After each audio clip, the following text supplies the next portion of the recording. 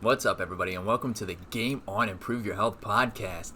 Today's podcast journey is being guided by none other than your host, Austin J, or hallucinodream if you know him from the gaming community, and his lovely wife, Christina, or Christina if you know her from the gaming community. And tonight's episode is a follow-up and question and answer to last week's episode on communication. That's great. That was a great addition. Getting better and better. I did have those last time, except I had two different musical. Sorry, I'm going to move the microphone here to point a little more at Christina. I had two musical additions as opposed to just one. Little disclaimer. You should really start adding some music. I'm hoping somebody's going to listen and be like, you know what, we really need to help these people out because I'm not musically inclined or intro inclined, as you can hear and see. I'm hoping somebody reaches out and is like, hey, you know what? I would like to help you make that better because it actually sounds like crap. Mm-hmm. But that's not going to happen. So I'll have to get. Have to do it yourself. I'll have to get our daughter's keyboard out and go beep beep boop bop bop bop.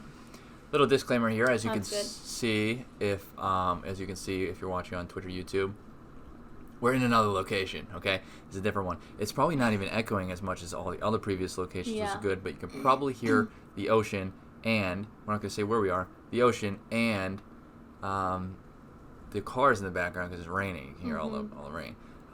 And if the quality is a little, on the lesser quality side, we apologize again.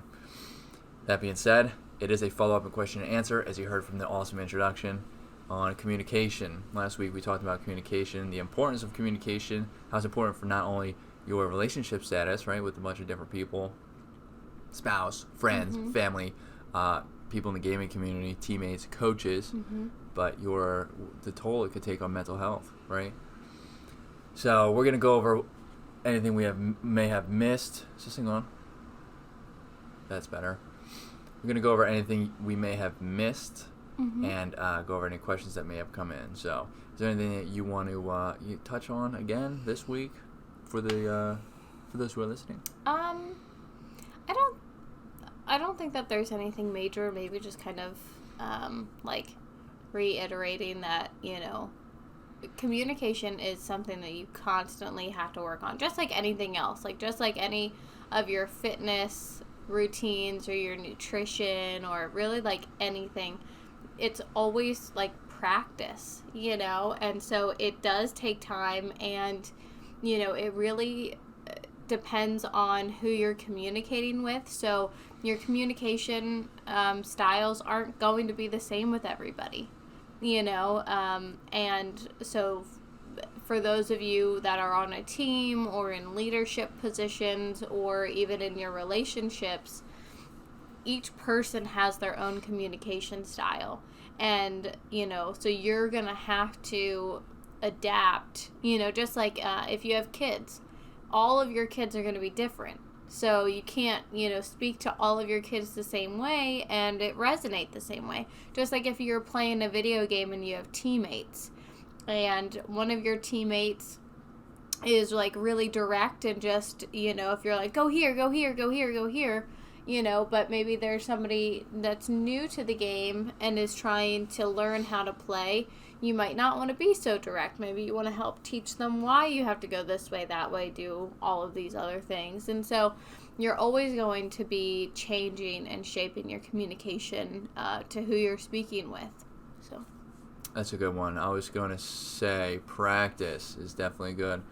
Communication is not something that, well, it does come naturally for some people, but most people you're probably going to want to practice it, which is why you want to communicate with those people. And you just need to try to get past the fear, right, of starting that communication with other people.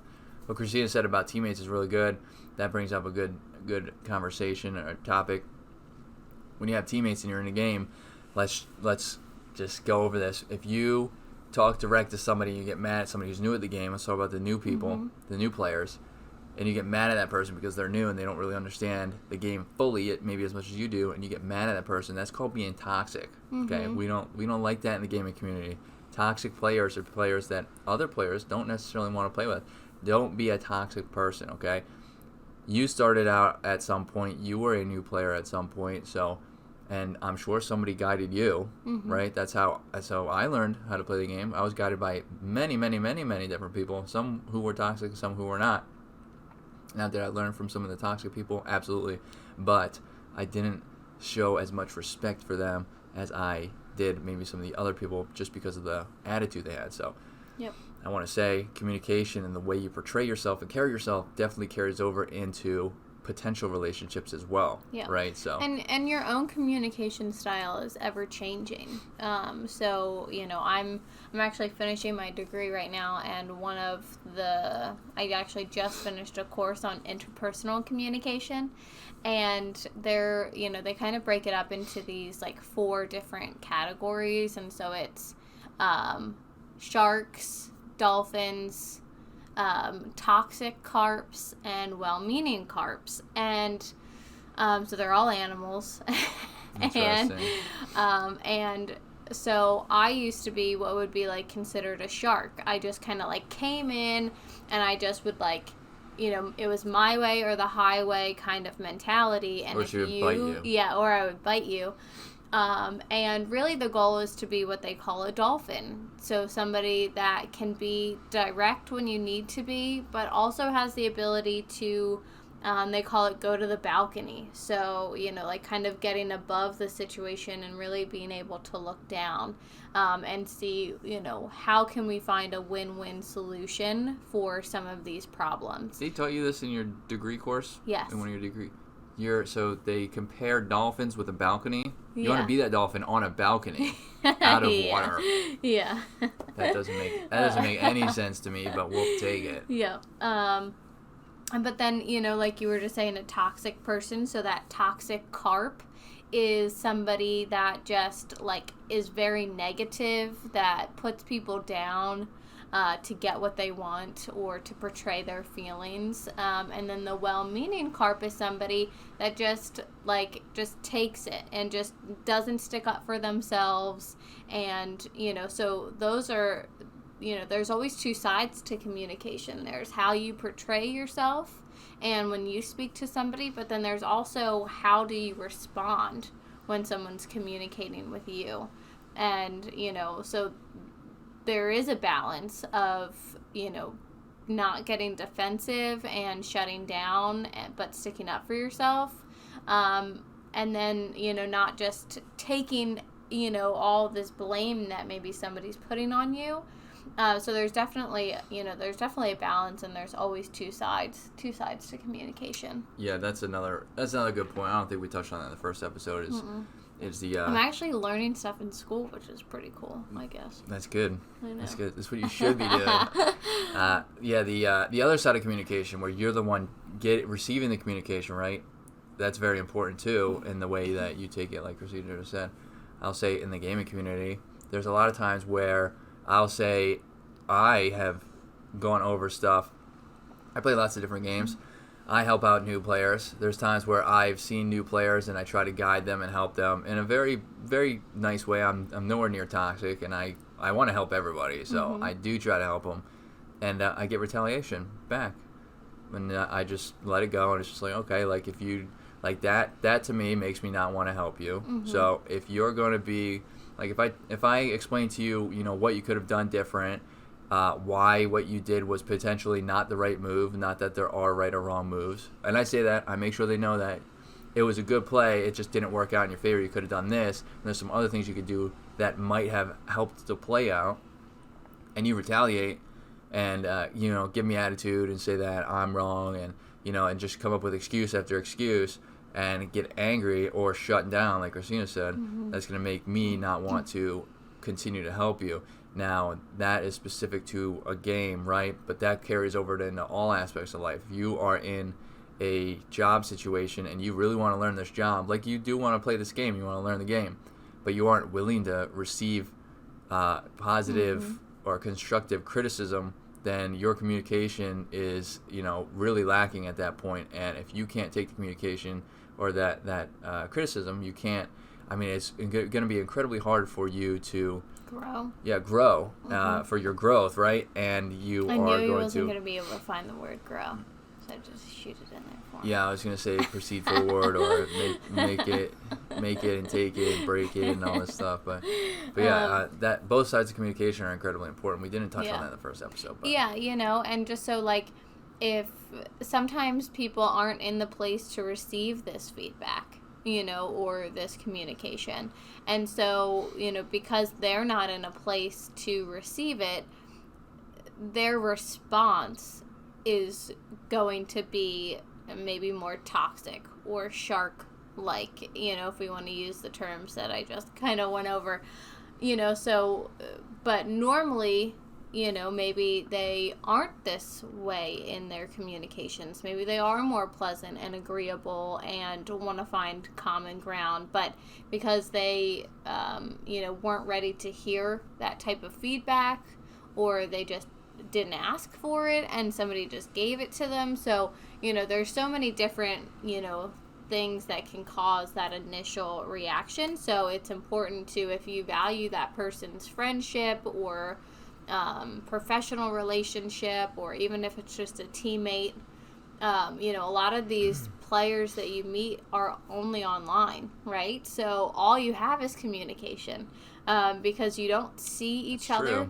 And so when you're communicating face to face or even over a video chat, you have your body language, right? So you have and that's a huge part of communication, which we didn't really talk about last time. True. Either is body language is tends to be more important than even what you're saying, so it's how you're saying it, right? Like when you say something to a dog, but you say it really nice with a smile because they have no idea what you're saying, so it would be like your body language and your tone has to match what you're saying, or else nobody's going to believe you, or they're going to take it in a different context, because you're creating the different context, right? Because you're, giving you're rolling your eyes, or, so like if we're in an argument, I'm like, yeah, I'm fine. But then I say it with, an aggressive tone of voice, or I roll my eyes, or I walk away where I wouldn't normally have walked away. He knows I, in fact, am not fine. True. Yeah. Also, if you roll your eyes over a video game, we can feel that. Yeah. Just thought I'd let you know. So don't roll your eyes. Well, it's even so, I have many different positions, but, one of them over the years, I've always worked in customer service. And at the beginning of my new career, I worked in, heavy customer service, and it was all over the phone. And so that's a situation where it is truly just your tone of voice and what you're saying. They can't see your facial expressions. They can't see your body language. And so it sounds so stupid, but we would always make sure that people on the phone, you're smiling. They can't see you, but they can hear the difference of when you're speaking with a smile. It sounds crazy, but I'm pretty sure there are statistics and studies done that communication done while smiling, even if it's a fake smile, actually does increase the it's just mood, the emotion, just basically. Your tone of voice changes. I have a completely different customer service voice. As soon as that phone rings, I'm like, I was going to bring that up. Yeah. Thanks for calling, blah blah blah. This is Christina. How can I help you? And it's more customer service than that. That was it's totally different. And then if it's somebody that I know, I'm like, oh hey. Even I answer my phone. I'm like, hello. As though I don't, my husband will be calling. I'm like, hello? Sometimes when she's not a joke. Sometimes when she's at work and I call her, or she tells me to call her or something, she'll answer like that. I'm like, am I a customer? Yeah, I'm like, hello. Why are you answering like that? And he's like, you know it's me. I'm like, oh hey. But so especially just to kind of bring it back to the gaming. I know we went off on a little tangent, but to bring it back to gaming, all you have is really vocal communication, or chatting, and we all know chats do not land the same as vocal communication. So obviously from a vocal communication is a step up from just chatting, but chatting can be so difficult to portray what you're trying to say to someone if you think that you're being funny, but maybe you end it with a period instead of an exclamation point or an emoji. Somebody else on the other side's going to read that so differently than what you intended. And again, with, you know, your communication over the phone, people aren't, or over chat, or not over chat, over, I don't know. Voice chat. Yeah. Whatever it's called. Any kind of VoIP. You know, they're not gonna like see you smiling, but they'll hear if you are, or, you know, I don't know how many times you're smiling while you're playing games. I feel like you're mostly just like in an aggressive state. I guess it depends on what game. Depends on the game and the people you're playing with. Yeah. Yeah, you know. So, yeah. So it's really important to kind of articulate what you're trying to portray, because they have nothing else to go on. So it's going to be about your tone of voice, so how you're saying it, not just what you're saying, because they don't have your body language to go off of, and they don't know you in any other context. So a lot of these people that you play with, you might only speak to online or over a game. They have no other context of what your personality is like, of what your sense of humor is like. They only know you from this small bit of communication.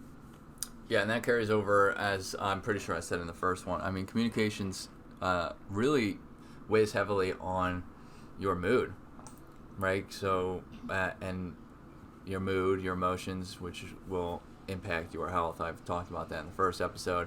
Not going to go into too many details again on that, but it does. The lack of communication will build up, you know, stress and anxiety, which could lead to depression and other things, and, you know, then prevent you from communicating further, and then especially during gameplay or work, right? Either or, it'll start impairing your performance at work, at school. It could happen at school. Yeah, and during especially, you know, right now with, you know, I know a lot of things are finally opening back up, but you know, a lot of people are still not in the office. So work is so much, the communications that you would have walked down the hall to communicate is now an email, or it's a chat, or it's a phone call, or a Zoom meeting.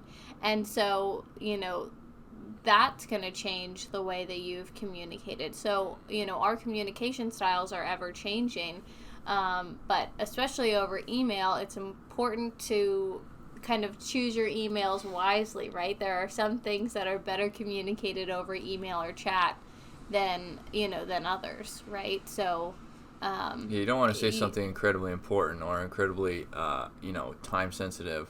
Right. Like in that moment. Maybe you want to walk down the hallway. But if you can't, because you're not in the office, pick up the phone. You know, postcard and call. Will work. Yeah. You can send a postcard. Yeah. This Pick is up paramount. the phone I and need call. you to return this message as soon as possible. Let me know when you get it. Yeah, you know, so, but maybe picking up the phone. I think it's so easy to become isolated and not speak to your coworkers in this type of environment. You know, again, because you're not just walking down the hall or passing somebody in the hallway. You're now relying on chats, emails, and phone calls, where a chat's easier, right? Or a text message. Like, I'll text somebody all day long sometimes before picking up the phone, but if it's something that I need immediately, like, I just pick up the phone and just call the person, instead of sending 16 emails back and forth, you know? So, you know, just overall work communication is changing too. Yeah. So. Yeah. He doesn't have to deal with that because that's not true. His boss doesn't talk. I was going to say, that's exactly what I was going to say. Yeah. She doesn't talk yet. Yeah. My boss is my daughter, by the way. If you didn't catch that. Yeah. If you didn't catch that. Yeah. So, yeah, that's... but that's also a huge communication switch. You know, now you have to learn how to communicate with somebody that's learning how to communicate. That's a topic for another day. Yeah, that's difficult. Yeah. That is situational as well. 100% different from person to person, baby to baby. So it's very tough at the beginning, but yep. Yeah, she does make communicating easier though, because I don't have to. People only want to talk to her, so it's great. You just talk through your children. Anybody. Yeah. You're like, say hi. Yep. Say hi. Okay. Say bye. Ask them how they're doing. Ask them how they're doing. Yeah. Exactly. Tell them I want a double cheeseburger. Hold the lettuce. Anyways. Exactly. So we're gonna go over a question we got. We got one question, and the question was, what do you guys do to like mentally prepare yourselves for a tough conversation that you're about to have with each other? The question started out saying that we have, we stated we had good communication, right? Because we do. We think we do. There are times it's better than others, but yeah. So when I have to have a tough conversation, usually I just run away. No, I'm just kidding. When I have to have a tough conversation, I usually go. For me personally, I think about this. This is how I think about everything. I think about it in a realistic approach. Many, many years ago, I used to not tell the truth at all, ever, and it got me in a lot of trouble. And then I started telling the truth. I was sick of that, right? I wanted to change. I changed my life around. I stopped lying. And it blew my mind how I would tell the truth, even though sometimes the truth was way more devastating than lying. I got in less trouble, and I, throughout the whole process, and it just blew my mind. That sounds cliche, and people tell you that all the time. That is actually the truth. If you tell the truth, you're less likely to get in. I mean, an example is you get pulled over. If you've ever been pulled over, you get pulled over by the police, and they say, they ask you a question like, "Oh, you know how fast you were going?" Blah blah blah. You just tell them straight up, I was going 70 in a 45. I know. I was. I really have to poop. But I know.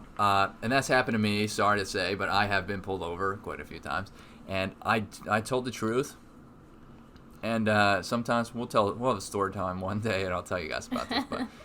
And I've told the truth, and they said, "Oh, okay. Well, yeah, you were going pretty fast. Just try to slow it down." I mean, it's usually I do that on like back roads and late at night. I don't do that anymore. Sorry, I did used to do it, and late at night stuff when it wasn't a risk to anybody, right? But they would let me go. So telling the truth is very important. But to prepare to talk to Christina here or anybody that I had to, that was a tough conversation. It makes it harder when it's a spouse, a family member, a good friend, obviously, right? Because you want to make sure you don't burn any bridges. I think about it realistically. So when I go to Christina, we got married for a reason, I think, right? And regardless of, we got to the point we got to because our communication is pretty good, and we can get past it. So even if I tell her, this is what I'm thinking before, even if I tell her something that's going to really, really make her mad, and she walks away without talking, I know it's only a matter of time before she comes back, and then we do talk about it, and then we'll talk through it, and we get through it. This has already happened a dozen times, and dozen's an understatement, I'm sure. And we get through it, and then everything goes about its business, and we figure it out, and that this and that, right? But I think about it in a realistic way. What realistically is going to happen, and why? So the fact that she is my wife, and we're on good terms, right? So I do it with my family too. Like, I can tell my family some bad news and stuff, and they are my family. So even though it's gonna probably make some of them mad if I tell them, I'm sure we can get through it, right? Because it's my family, right? And my good friends. And then with that, I just have to, I think about how I want to word it properly, not to set the stage to burn a bridge. So you want to think about how, not you, well, I think about how I want to word it. I don't want to say, oh, I accidentally pushed your car into a river because I thought it was funny. Sorry. No, I accidentally pushed your car into the river because I forgot to put it in park. You see the difference? Because I thought it was funny, even if I did forget to put it in park, and I turned around, saw it was in the river, and I laughed because it was funny. How the hell did I do that? You don't want to say that. That's not something you want to say. Don't add that to the story. Even though you want to be honest. Yeah, even though you want to be honest. After the fact, when this has happened, after they cool down, and this has happened with Christina before, where I have told her something, she's gotten pretty upset about it. Then we cooled down, we talked about it and stuff, and then I went back and told her, I did actually think that was funny. Sorry. or I did actually do this as well. And then she thought it was funny too, because the situation is, because generally whatever happened is not, within reason obviously, is not going to be more important or impact more than your relationship, right? Your relationship with those people usually always overpower the what you're about to say or what may have happened. Yep. So that was a very long explanation of how I go about it. Yeah. Matter of fact, I went into a couple stories. So yeah. What about you, Christina? Is it my turn? Okay. Well, I'm Francis is going to be very short. Yeah. I mean, just say it, and that's it.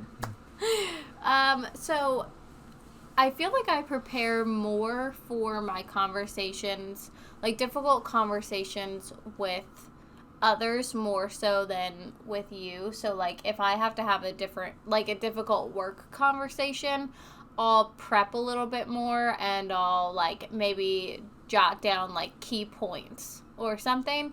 But it's also important to like not prep too much, because then you're like almost so closed-minded into like how you think that the conversation's gonna go, and then you start to actually like prepare the other person's part. Yeah, you need it to be authentic. Yeah, and so it's like once you start like prepping too much, it's like you're not on a TV show, or you're not on like in a play where like it's not a script, because you don't know how the other person's gonna act. Yeah, and so then I find that you sometimes like kind of go in with your guard up if you prep too much. You kind of like go in guns blazing or with your guard up, because you're like, I just want to say you're making this a very confusing and conflicting way that you go about your conversation. First you said, I prep, but I don't prep too much. Yeah, no, I said I prep just jot down a few points. Okay. It's if I was listening to the podcast, you would be which confused. I am basically right now because this is live, I'm a little confused because now I'm going to be like, well, I want to write down some stuff, but what did she mean? So now Okay. So, all right. No, that's a fair point. So I'll clarify. Okay. So stop talking so I can clarify. So the only prep that I like to do is just jot down a few key points that I want to cover. Because when you're in the heat of a conversation, you might forget some things that you want to cover, and then you don't want to walk out of that conversation and be like, oh crap, I also wanted to cover this. So it happens a lot. Yeah, and so that would be like my only real prep is that. Because if you prep too much, if you start to get scripted, so if you start to do anything beyond those 5 points or however many points you have, I wouldn't do more than 5 because that's a big conversation. Then it starts to get too scripted, unauthentic. Yeah, not authenticated, but unauthentic. Makes more sense. And, and then it makes it difficult to have a conversation because you're so worried about, what you're going to say and when you're going to say it versus just letting the conversation flow. And if you let that conversation flow naturally, chances are you'll hit those points better and easier, if you're not totally scripted. So I do that more with work conversations. I would come up with my points versus our personal conversations. I think anytime that you do have a personal conversation, it tends to be a little bit more relaxed anyway. Yeah, you got to keep that 100% authentic.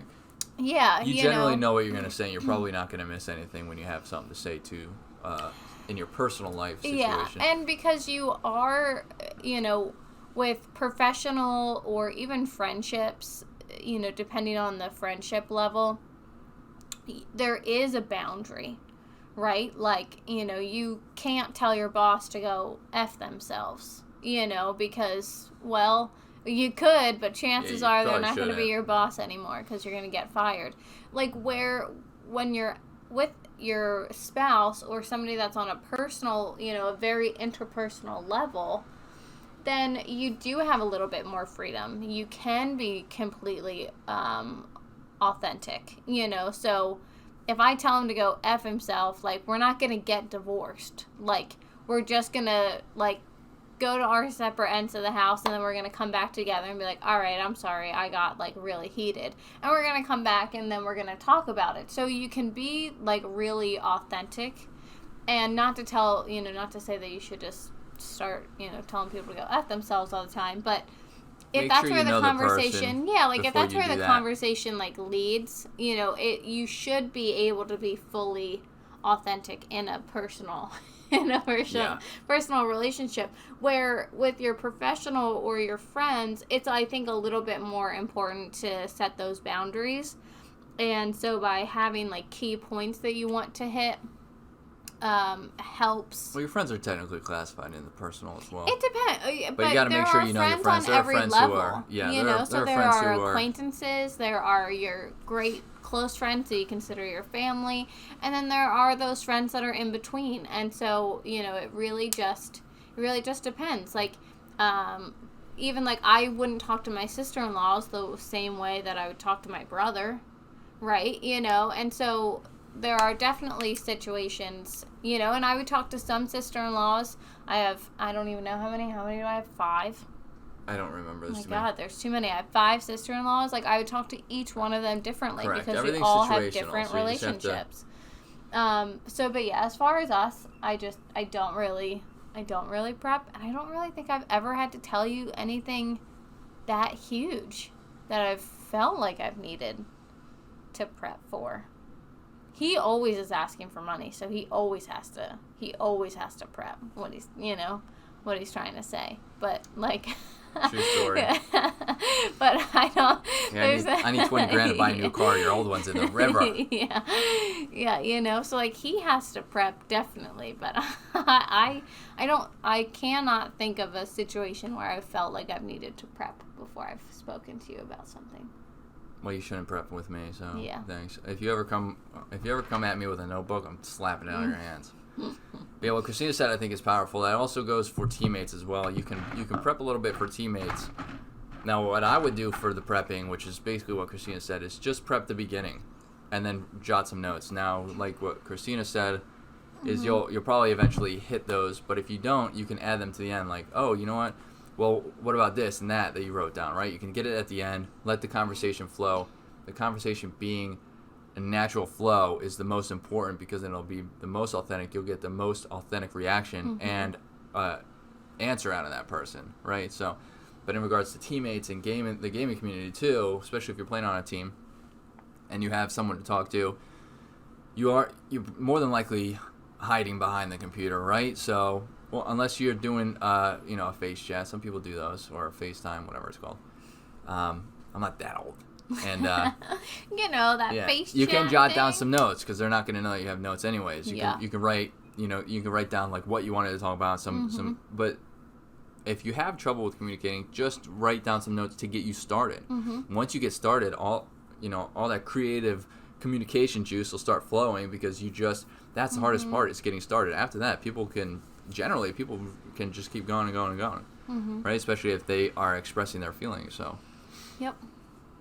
I think that's the only question we had. That's the incredibly long, answers we like to give. So, we can keep those answers long when we only have one question. Yeah. With that, we're going to end the podcast, since for some reason I keep getting pushed over and over out of the screen somehow. My name is Hallucinodream, or, well, Austin J, or Hallucinodream, if you know, for the gaming community. Over here on my left or right. Yeah, look what you did to me. It's Christina, if you know her from the gaming community. If you're watching live on Twitch or YouTube, over here on the left is all of our links. You can catch us there. Ask us any questions, anything that you may have heard, any advice that you might need. Let us know. We would love to answer that. Or any other tips that you want to share. Or any other tips that you want to share. Tips that you have. That would be great. Yeah. Send us some tips. And, you can find all of my links in the description. Christina's links are MIA, because she doesn't exist. And thank you for watching, and we hope to see you next week, which is, let's check. I mean, I already checked the date, but it is June. We're in the next month, June 2nd, which is a Wednesday, at 9 p.m. Eastern. Ooh. We're going to try to do that live, but we will see how the internet here can handle it. So, June 2nd, hope to see you guys there live on Twitch and YouTube. Bye. Bye.